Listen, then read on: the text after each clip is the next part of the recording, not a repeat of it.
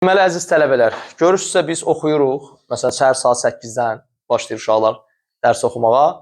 Baxmayaraq ki, istirahət günləridir. İndi sual yaranır ki, niyə oxuyuruq? Uşaqlar, mən yenə də axşam TikTokluq bir söz deyim.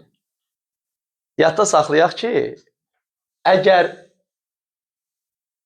oxuyursansa, bunu yazaq. Çörək sənin dalınca qaçacaq. Oxumursansa, sən çörəyin dalınca qaçacaqsan. Yəni, çörək qazanmağın niyyətin var, bütün hallarda çörək qazanacaqsın. Amma fərq nədən ibarətdir? Qocalanda yaxşı qaçanmırsan. Və əgər sən çörəyin dalınca qaçırdınsa, çörəksiz qalasın.